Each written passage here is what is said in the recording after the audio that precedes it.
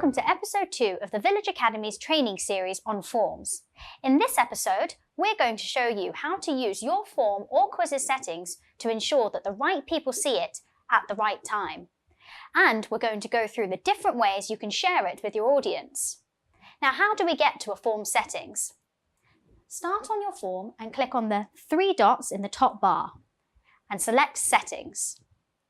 Now, by default, all new forms are set to only be shared with your Body Shop colleagues and to automatically log their names. This means that all responders will need to be logged into their TBS account in order to successfully access the form. If you want your TBS colleagues to submit their forms anonymously, then uncheck this box. What's great about forms is that it's easy for you to share your creations with people external to the Body Shop by allowing anyone with the link to respond. Bear in mind, if you do this, you'll be unable to automatically log the responder's name, so you would need to make a point of including a question requesting it. And you will be unable to allow the user to receive a receipt of their responses. You can use the next 3 options to define your form's availability. If you rely solely on the Accept Responses option, then you'll have to manually turn this on and off as and when you are accepting submissions. Whereas by also using Start Date and End Date options, forms will automatically make the form available and unavailable as per your selections. So here, I want my colleagues to start filling in the form on the 1st of March and for them to only be able to do this for the rest of the month. This means that I can create the form in advance and be sure that it will go live on the correct day. All of these options can be changed at any time. So if I realise I haven't received enough responses by the end of March, I can simply extend the date. Up next is Shuffle Questions. Now this is generally more suited to quizzes, as this option will tell forms to randomly shuffle your questions between responders. If you'd like to keep a core set of questions locked in place, such as what is your name or what is your role, use the Lock Questions option to lock them at any point of your form.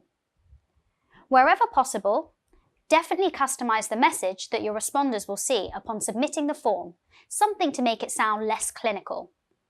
Check the Customize Thank You message box and input your chosen message. It's important to note that form gives the responders the option to receive a receipt of their responses.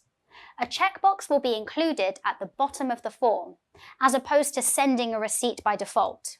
Select this final option to get informed every time someone submits your form or quiz, so that you don't have to keep checking back here. Once you've confirmed that you're happy with your creation, you're ready to share it. Here's how to do it. From the form editor page, click Share. You'll see here that there are 4 ways of sharing.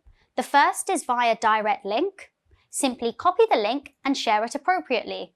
You may want to share it in a post in Yammer, for instance. The second is by QR code. Although it's unlikely that you would share the form using this method, so I'm not going to go over that now. However, if you would like to learn more about it, then please head over to the Forms Consumer Guide in the Village Academy.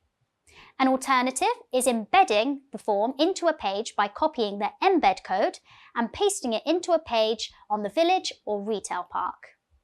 Finally, you can email it. This will open in your default email application inside a new message containing the link to the form or quiz. Simply include the intended recipients along with a nice message and hit send. So we've gone through all the different settings on forms to ensure that the right people see your creation at the right time. We've also covered the 4 ways you can share them with your audience: direct link, QR code, embedding, and email. In the next episode, we'll be going through how to review and analyse responses received on a form. See you in the next episode.